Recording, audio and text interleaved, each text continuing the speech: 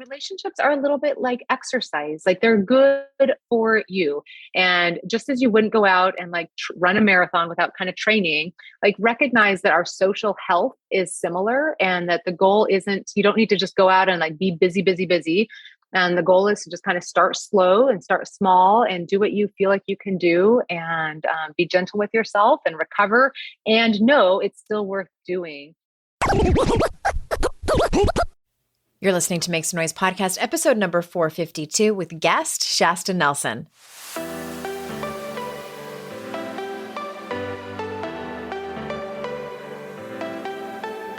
Welcome to Make Some Noise podcast, your guide for strategies, tools, and insight to empower yourself. I'm your host, Andrea Owen, global speaker, entrepreneur, life coach since 2007, and author of 3 books that have been translated into 18 languages and are available in 22 countries. Each week, I'll bring you a guest or a lesson that will help you maximize unshakable confidence, master resilience, and make some noise in your life. You ready? Let's go.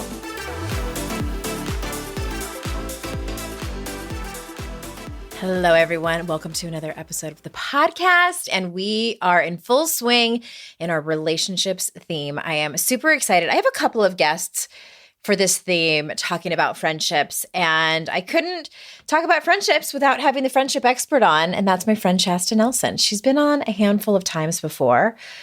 And I don't know, when we talk about relationships, I feel like we tend to leave out friendships. And it's such an incredibly important aspect of our lives, the people that we surround ourselves with, whom we consider friends. And I can't wait for you to hear this conversation with Shasta. Before that, if you are interested in my Daring Way retreat coming up in September in Asheville, North Carolina, there's a handful of spots left. And if you have some questions still after you look at the info page, andreaowen.com/retreat, and you want to hop on the phone with me, I have cleared my schedule for some 20-ish minute phone calls with y'all. So head on over to that info page, andreaowen.com/retreat. And if you scroll down to the bottom in the FAQs, you will see a little blurb about it. And I'm sorry if you can hear my puppy in the background. I am recording my very first intro with her in the room. And I thought, yeah, it might be a good idea to have her just get a toy and sit quietly and while I do this, and there's no such thing. I don't know what I was thinking, but she is at least not chewing things she's not supposed to.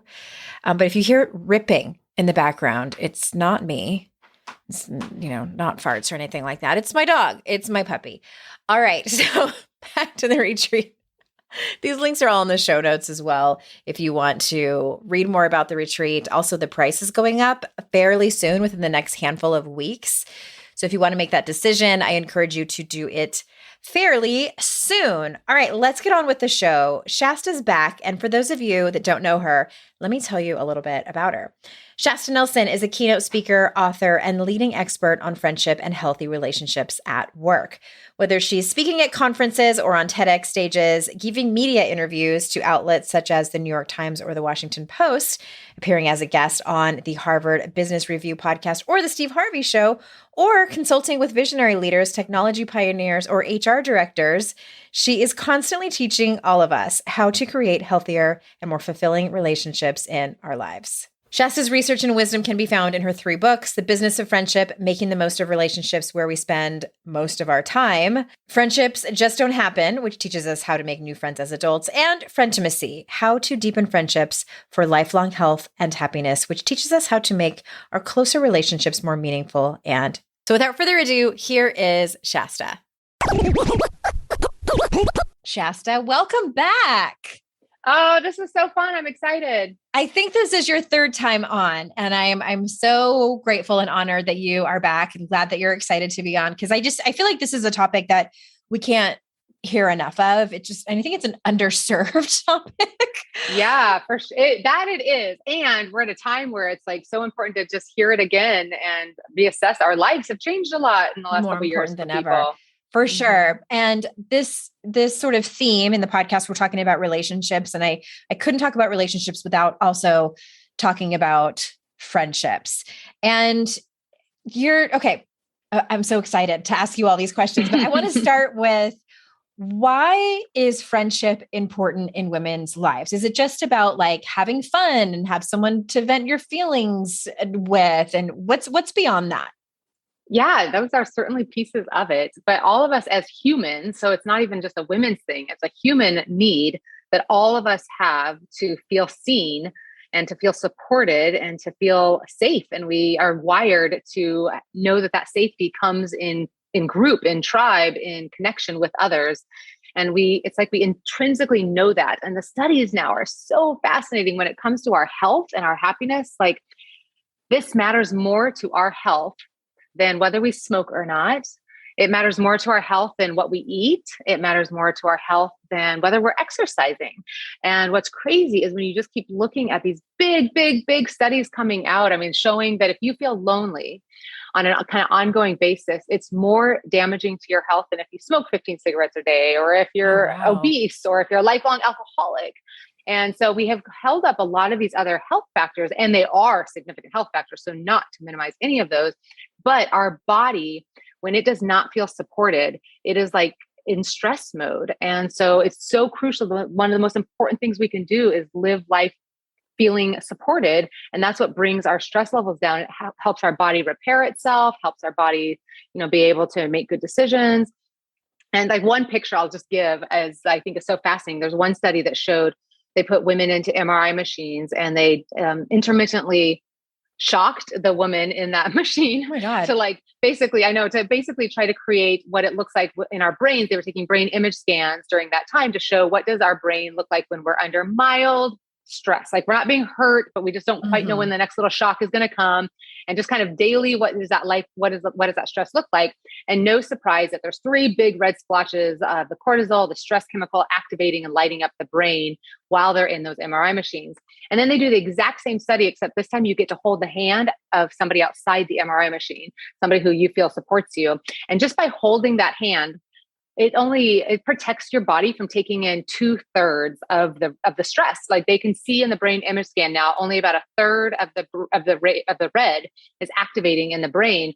And so I love that picture because it reminds us, like, having friends doesn't stop you from being intermittently shocked in an MRI machine. Like, it doesn't stop the stress in life, but it buffers your body. It actually literally protects your body from the wear and tear of the stress. And so if you don't have that, your body is under wear and tear constantly.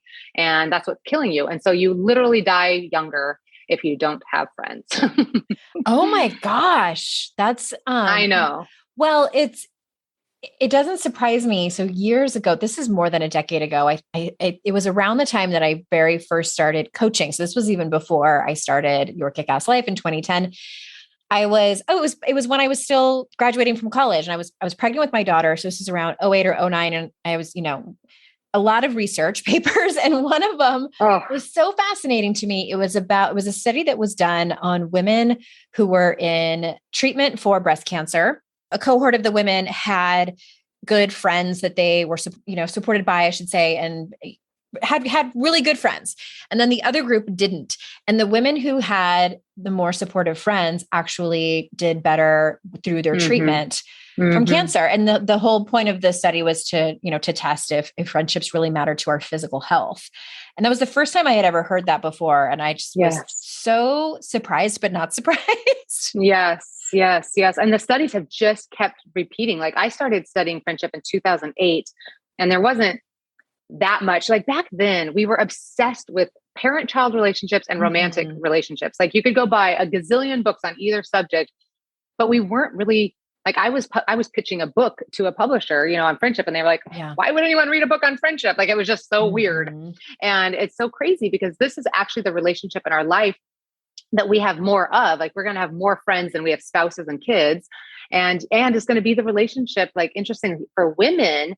It's actually being married and having kids historically has been bad for our health. Like, historically, women who are married and have kids end up being more on depressants, earn less. It has not always looked good for women to go down to pursue those two relationships. And the friendships are the relationship that is the most protective and the most meaningful for women's health. Like, those studies just keep repeating themselves. So I love that. What did it feel at the time when you read that? Like, Oh, good. I've got great friends. Or did it feel scary? Or did it like, do you remember how it I felt? think the And like, latter, because it was a time in my life we were still living in San Diego, and my friends, we were so spread out at that time and all yeah. around the age of getting married and having babies, which is hard. Your friendships are dead Mm-hmm. last during that Mm-hmm. time. And so, yeah, it was kind of a little bit of a hard pill to swallow. Yeah. And Yeah. I have not seen the research on this, and for the sake of transparency, have only heard about it on social media, but I've heard that the happiest group of women are single women who have no children. And I was like, I believe that. Yeah, yeah. And I'm hopefully we're changing that, right? Like Right, hopefully the way we right. parent and the way we marry is changing. But yeah, for sure. That has been the case because you come in, I mean, of course it comes with those relationships come with a lot more mortgages and the Right. presumes a certain life, stage of life and that kind of thing too. But yeah, it takes literal years off of our lives to birth Mhm. babies and To to take the care of other stress and people. Yeah. for sure, for sure. And the loneliest people Yes. the profile of some of the loneliest people right now are those women who are caretaking, who have parents they're trying to take care of, kids they're trying to take care of, spouses they're trying to take care of, who have jobs where they're serving and giving and showing up for everybody. These are the loneliest people right now, and it's so interesting because when we often think of lonely, we think of not having friends or not interacting with people, or we think of like some elderly person who's shut into their house and nobody's visiting them. But the loneliness today is not from lack of interaction. It's actually from lack of intimacy. Mhm. And the lack of interaction, like a lot of people say to me, I can't be lonely. I'm exhausted of people. I just need to be, and I just need quietness. I'm around Yeah. people all day long. And yes, I say, yes, you probably do need more quiet time. And you're still lonely because you're not having a life that's feeling witnessed and supported. Like we can be around people all day and still be incredibly, incredibly lonely, which is just heartbreaking. I'm sure you see it a lot in your practice. Yeah, yes, and to varying degrees. And that actually is a great segue to what I wanted to ask you is, so you talk about quote unquote meaningful connection with other women. So what do you mean by that specifically? Yeah. So what we can look at when we look at any relationship, there's three things that we look to kind of assess the health of that relationship. And so those three things are, and that's the more we practice these three things, the deeper, the more meaningful, the closer we will feel to people. And any relationship in our life that isn't feeling meaningful or close, it's because at least one of these three things is lacking. And so those three things are positive emotion. So obviously, at the end of the day, we want it to feel good and be enjoyable. We want to feel accepted. We want to have hope. We want to feel adored and admired and cheered for. And we want to have empathy and validation. So all those pleasant emotions. Science shows us we need to have 5 pleasant emotions for every negative emotion to keep that relationship feeling good.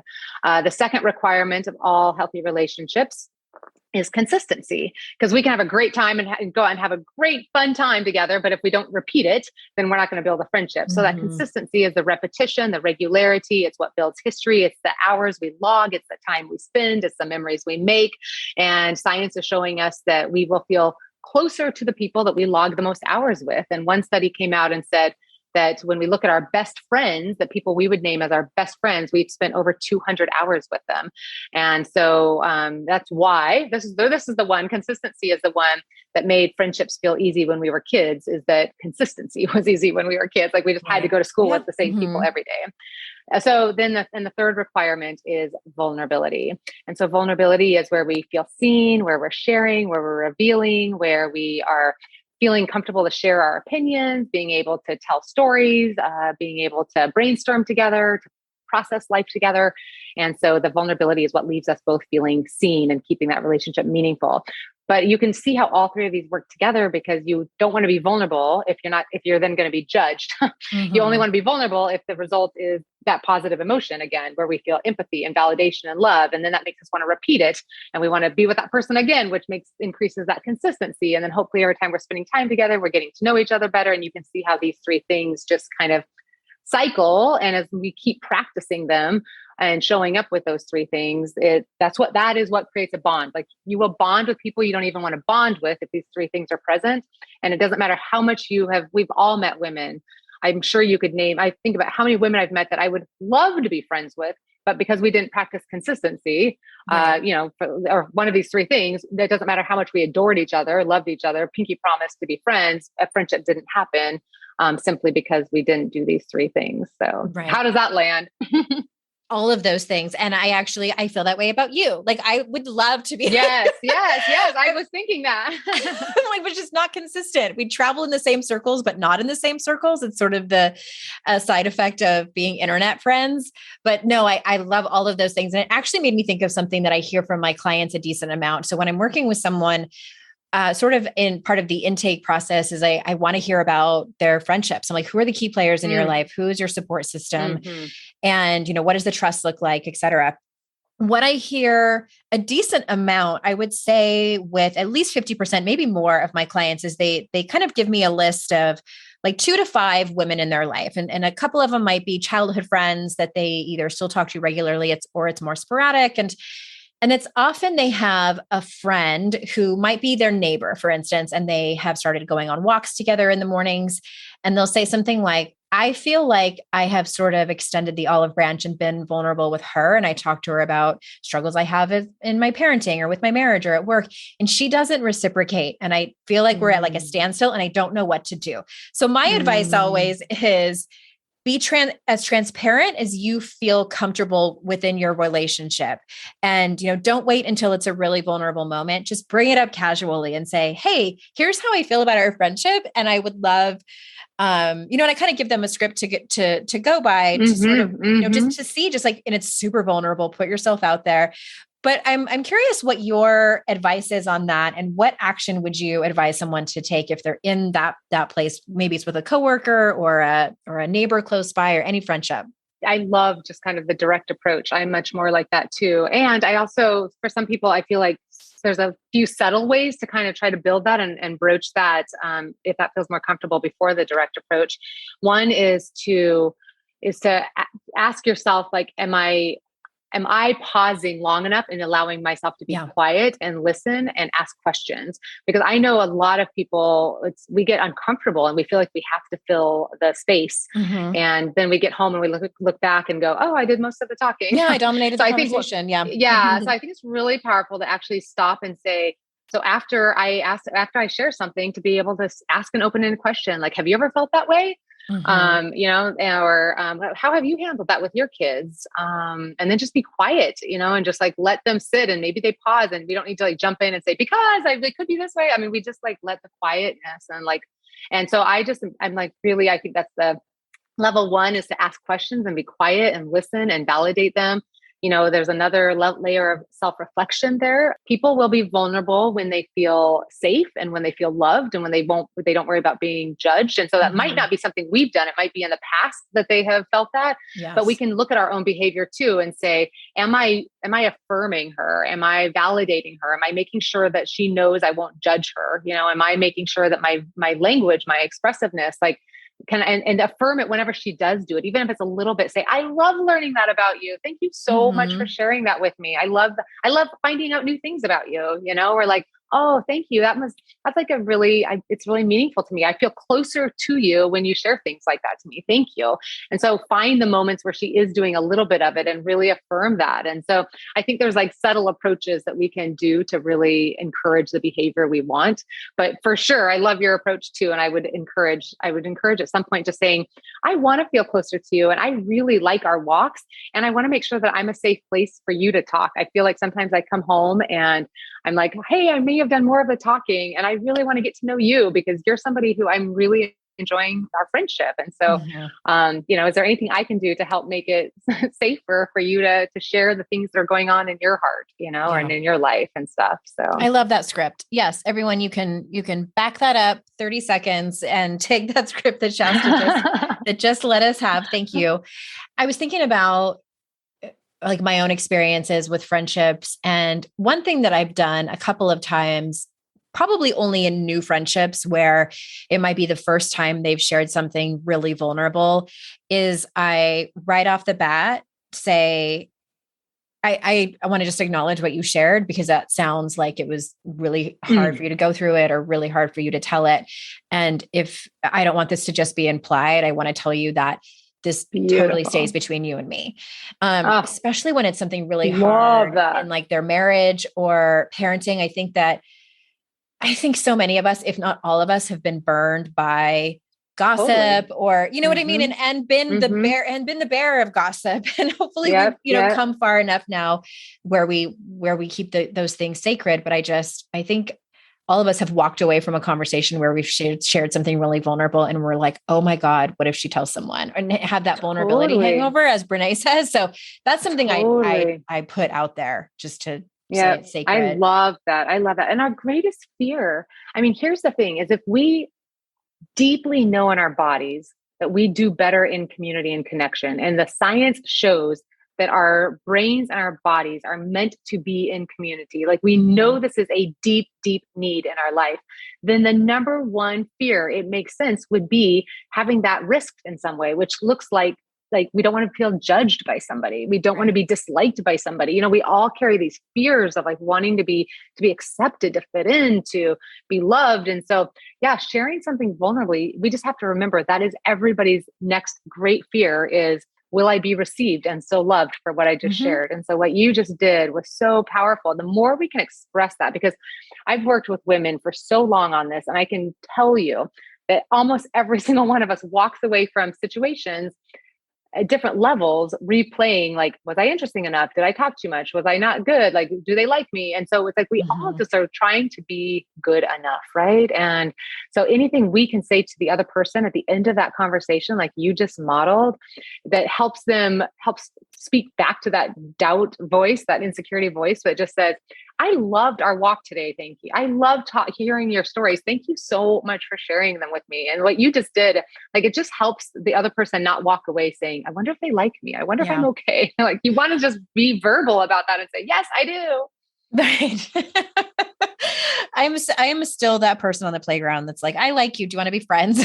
Mm, we need more of you in I this know. world, I know. Andrea. We need more of you. I'm interrupting this conversation to bring you a few words from some of our sponsors. So my husband Jason has a pretty hairy chest. And do you remember that one Austin Powers movie where Kristen Johnson's character, Ivana Humps a lot, rips open his shirt and she says, "Oh, you are hairy, like animal." I probably recite that line to my husband at least once a month. And so we got the Manscaped Performance Package 4.0, and it has their Lawnmower 4.0 trimmer, Weed Whacker, ear and nose hair trimmer, which Jason said is more gentle and trims better than any other ear and nose trimmer he's ever used before. Those were his exact words. And several other amazing products. But the Lawnmower 4.0 features a cutting edge ceramic blade to reduce grooming accidents. This fourth generation trimmer is waterproof and also has an LED spotlight. And he said he appreciates that because the lighting in our shower isn't the greatest.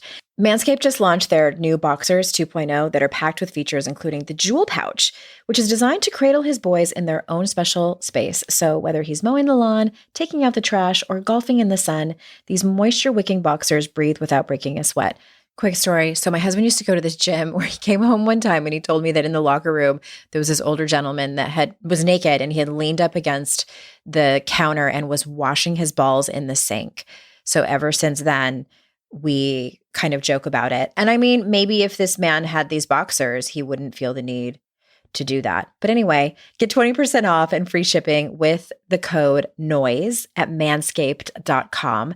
That's 20% off with free shipping at manscaped.com and use code NOISE. My husband loved it. It's a great gift for any man in your life, whether or not he's hairy like an animal. One of my favorite things is getting my nails done, and I love doing that with my daughter, Sydney. However, that can get very expensive, and we don't get to sit together at the salon. So I started using the Olive and June Mani system, and Sydney uses their press-on nails, and we get to spend time together. I save money, and we have great nails. So Olive and June has everything you need for a salon quality manicure in one box. You can customize it with your choice of 6 polishes. I prefer my signature black and darker colors, but I've been playing around with some fun colors because it's spring. Their polish doesn't chip and lasts 7 days or more. I get almost 2 weeks out of it personally, and it breaks down to just $2 a manicure. I never thought I could get a salon looking manicure at home, and I stopped attempting to do so years ago. And even the very first time I used Olive and June's Mani system, I was floored with how good it looks. And now, after a few times, I can't tell the difference between when I do them with their system and when I used to get them done at the salon. Visit oliveandjune.com/noise for 20% off your first Mani system. That's oliveandjune.com/noise for 20% off your first Mani system. Well, you also talk about, and I hate to mention the big bad wolf of the pandemic, but I think it's important when we're talking about our social relationships. So you mentioned that there's a poll that shows that 49% of people feel more, and I don't know if it's women or just people in general, feel more distant from friends and family now more than a year ago because of the pandemic. So how can women begin to foster and build connection with others now that we're not on the other side of it quite yet, but we're in 2022 and it, things are better.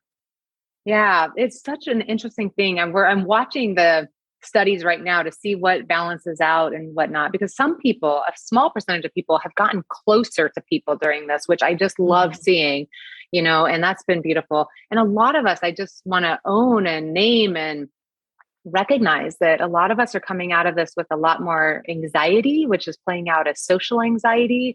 A lot of us are coming out with more depression, which looks like having less energy for people. A lot of us have gotten used to a lot more quiet and non-busyness. And I'm hearing from a lot of people the feeling of like going to a social event, they're coming home just exhausted in a whole way that it's almost like we lost our calluses. Like we are like so tender and raw.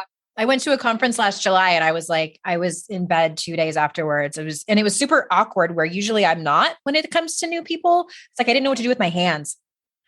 Yeah. And you're an extrovert, right? So, Yes. it's like we can have so much compassion for so many other energy types and stuff like that. And so yeah, all that to say, I think advice is, I want to be super careful with advice in that regard. But so I just want to say to everyone, like, just take a self stock a little bit and realize that relationships are a little bit like exercise. Like, they're good for you. And just as you wouldn't go out and like run a marathon without kind of training, like recognize that our social health is similar, and that the goal isn't, you don't need to just go out and like be busy, busy, busy. And the goal is to just kind of start slow and start small and do what you feel like you can do, and be gentle with yourself and recover, and know it's still worth doing. And the number one thing is like, take those 3 requirements that I talked about earlier: positive emotion, consistent time, and vulnerable sharing. And we always start with positive emotion. And so that means when we're meeting people, the littlest things matter, being able to smile at somebody, asking them their name, affirming something in them. When we're looking for 5 positive feelings for every 1 negative feeling, the more we can help that person feel good in our presence, the more they're going to want to be around us. And so genuinely look for things that we can do to help them feel accepted and loved, and remember their name, and be curious and ask a question. And so just be thinking about, how can I show up? When I walked into a room a few days ago. I was at a conference speaking, and I walked in. I'm the speaker, for crying out loud. I'm like decked out beautifully. I'm an extrovert. I'm there to like do my thing.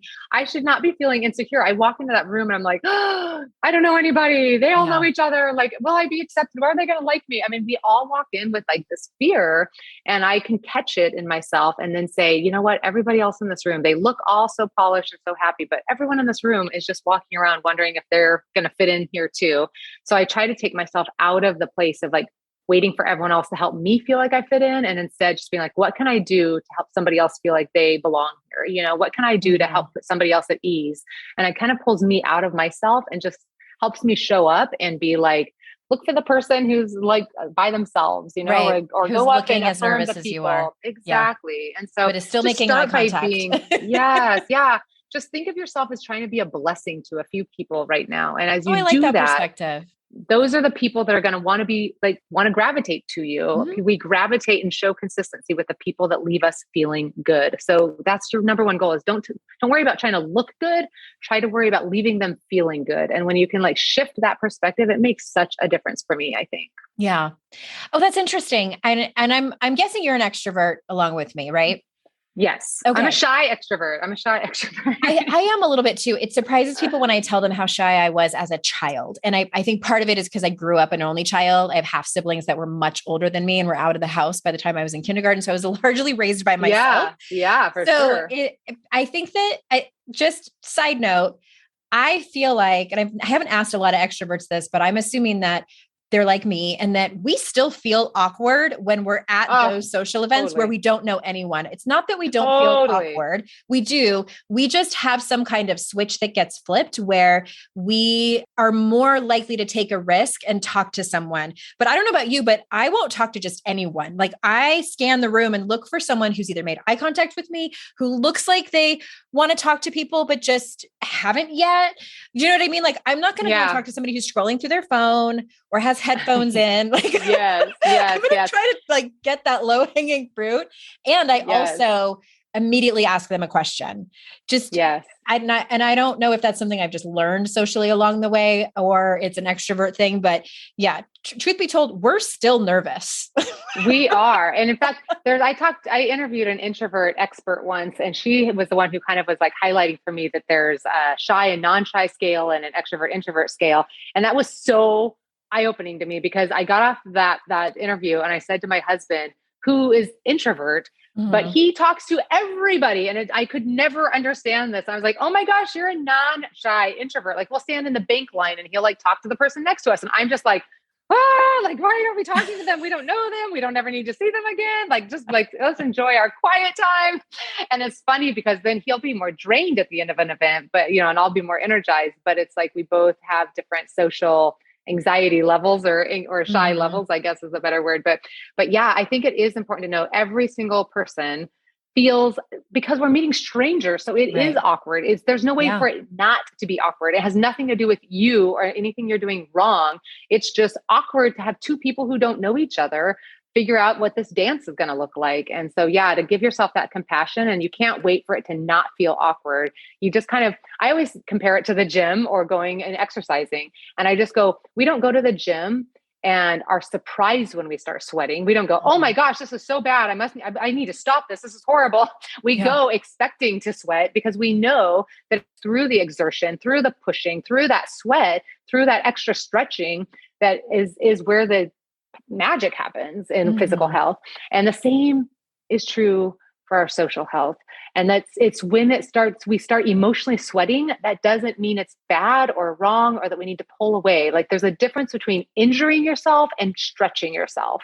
And we need to we understand that difference at the gym, and we need to get better practice in our social settings at saying, this isn't an injury. This is me just being awkward and finding my way through this, and it's my social health. I'm like building up my social health, and that matters. So maybe that helps to just have some extra compassion on ourselves. Yes. But I love that clarity for the extrovert thing. Do you feel like as an extrovert, what's the hardest part for you when it comes to making friends? Like, so it's not necessarily going up in the starting process. Okay. Yeah. Well, tell us.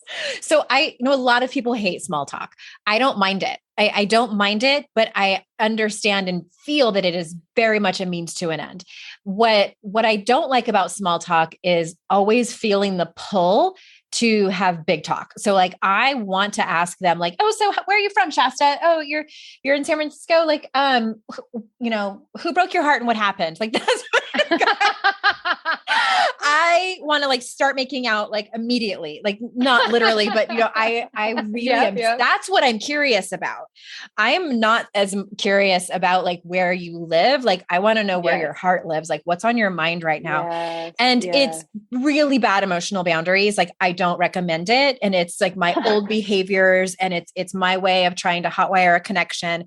And it's both that, and I genuinely am curious. I love to hear why people think the way they do and behave the way they do. Like, what are you working on? What are you afraid of? What do you love? Like, those are the big questions that I really am so hungry to hear about, but it's hugely inappropriate.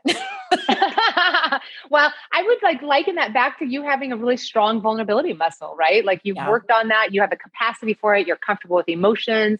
We can be more vulnerable when we're self-aware of our own stuff. Like it's really hard to be vulnerable if we don't know who we are really. And so you've really done Like that's a testimony to how much you've practiced all of those things. And I teach all three of these requirements on a triangle. I teach the positivity is the foundation of the triangle. So it has to always end up leaving us feeling good. And by good, I don't mean happy. I just mean like we need to feel loved and accepted. And then the two sides up the triangle are consistency and vulnerability. And I teach that as all relationships start at the bottom of that triangle. And as we increase our consistency, so too should our vulnerability increase. And then if it feels good, we should be increasing our consistency a little bit more, which means, oh, that was fun. I want to talk to Andrea again. Like, let's do that again. Right. And then every time we interact, hopefully we're learning a little bit more about each other. And then we interact a little bit more. And so those two should technically, incrementally, the science shows the healthiest relationships continue to do that in small doses moving up. And so to your point, you also have the self-awareness to say, I don't need somebody to know everything in the first date. And that we want to leave something to keep being discovered. But yeah, we absolutely should be continuing to like get to know each other a little bit better every time and feeling like I know a little bit more about what makes Andrea tick and who she is. And I love that about you. I think that's such a beautiful gift. It's small increments over time. It can be harmful to come out and ask people questions like that. Like, I don't want to re-traumatize people. And that's very much what can happen if I ask those questions too soon. And I love the research around trust that I'm not sure if John Gottman was the person who did the research or if it's just, he talks about it in the Gottman Institute a lot about how trust is built in small increments over time. And Brene Brown talks about that in her work a lot and in our romantic relationships and in our friendships. And so I want to be, I'm not joking when I say it's largely inappropriate to ask those really big questions too soon. Like I'm serious. It can re-traumatize people. It can scare them off. And there's a little bit of an art to it and a science. But I'm definitely going to start using the term emotional sweating. You said that and I was like, I'm writing that down. Well, I know we're so scared of it and we pull away so quickly and say, well, that just feels weird. Like, like earlier when you were saying that you give people like a script to kind of try a more direct thing and we go, well, that just doesn't feel natural. And I'm always like, Of course it doesn't. Yeah. Of course it doesn't. Exactly. Like what's natural is like not getting you relationships right now. Like if we just all stuck with what's comfortable and easy, we are all lonely. I mean, right now the loneliness statistics are like 61% of us feel lonely on a regular basis, which means we feel like we don't have anyone to confide in. We don't feel like we really know who's there for us, who we can rely on. Where we really feel like we've got the support system in place. I mean, that means it's not the way we're doing it isn't working for the vast majority of people. So we need to do a little relational sweat there. A relational sweat. Okay. I want to ask you one more question before we close up and we tell everybody where to go get your books and everything. So what if someone has become more distant with a friend that they don't necessarily want the friendship to go away. They don't want to replace the friendship, but they want to repair the friendship. I hear this a lot and they don't know where to start or what to say. So what advice might you have for them? And I know it's very nuanced. It depends on the friendship, but can you speak generally to that? Yeah. Are you speaking primarily to like if there was a rift or is it more like a drift? Like they've just been kind of drifting apart and it's not very meaningful? Or I think if it's a drift, like there was okay. Yeah. Because that's always good to recognize those two different things. So a drift is, so if you think about that triangle and you think about moving up that triangle, it's possible that with some people, we were up toward the top of the triangle, practicing the highest levels of vulnerability, consistency, and expressed positive emotion. And then over time, we have a baby, one of us moves, life changes, and we realize that we still feel close to that person, but we really aren't practicing these three things on a regular basis. You have two choices. You basically need to either lower your expectations down that triangle to match what is currently the reality. It does not matter how much you loved this person in the past. If your consistency has drifted, if you're, which immediately means your vulnerability has lowered because you're not interacting as frequently and in each other's lives as much. And you're probably not feeling a ton of positive reward from it. So all three of those things have lowered. You either need to change your expectations to come down to the middle of the triangle as opposed to the top of the triangle, which is so important because most relationship conflict happens because we want people to act like they're at the top of the triangle when really what we're practicing with them is puts them in the middle of the triangle. And so usually we're disappointed in people not like in expectations. We're mad at them for not meeting our expectations more than it warrants. So either shift your expectations or the other alternative is to look at this and say, what would it look like? Which one of these three things is lagging the most that if I were to pay attention to and focus a little bit more on?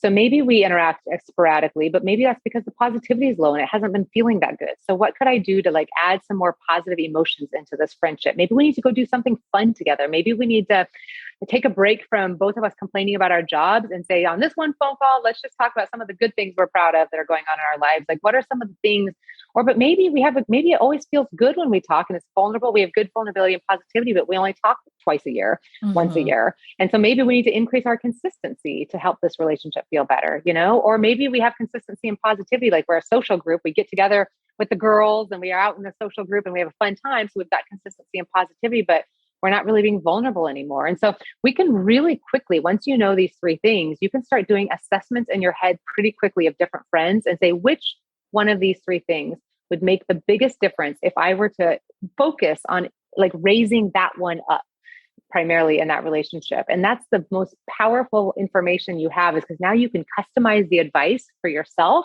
and every single relationship, you now know how to like make a quick assessment of what would make a big difference in that. And knowing that if you increase that consistency, you're automatically going to get more of the vulnerability and more opportunity to feel good about it. But as long as it's drifting apart and not really interacting, with less interaction, you can already see that if you aren't interacting, you're not knowing what's going on in each other's lives. So it's impossible for you to feel seen by each other. And if you're not interacting, there's nothing there on which to feel a reward or like affirmation or love or enjoyment. So that lack of interaction just automatically takes out those other two requirements pretty quickly. If you're not interacting, it's almost impossible to be feeling good or feeling close.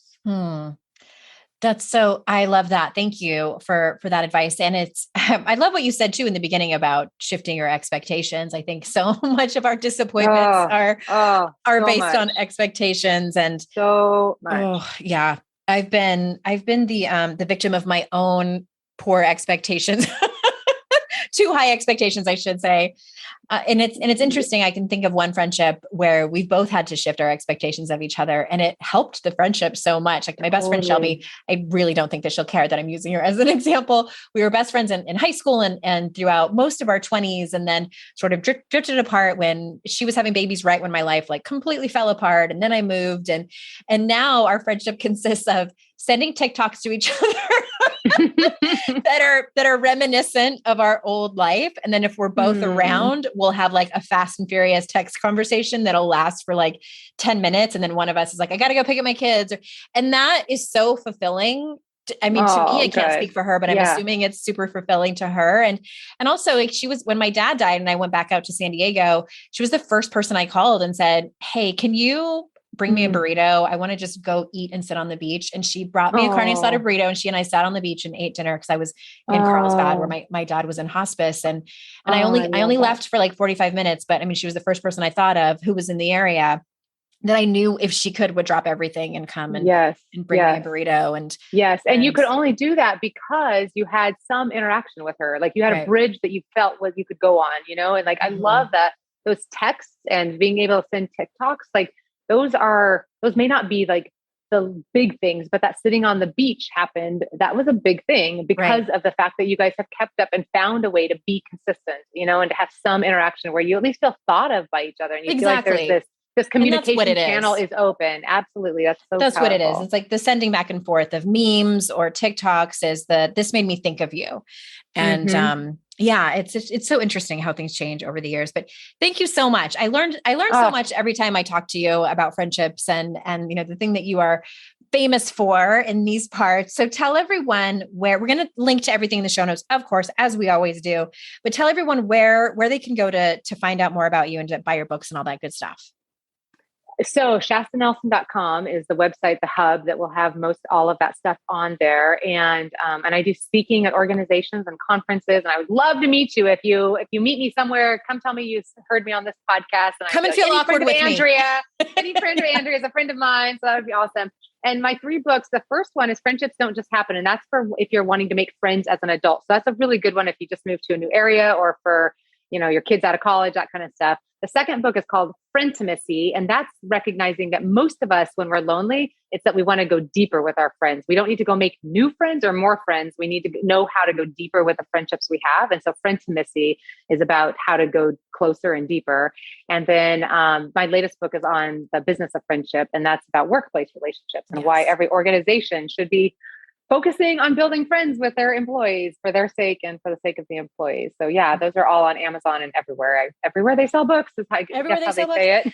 And we'll link to your other interview here on the show, because the last time you were here, we talked specifically about your last book about making friends at work. Oh yeah. Perfect. So for sure, everyone should go listen to that. And thank you so much for being here again, my friend and listeners. Thank you so much for your time.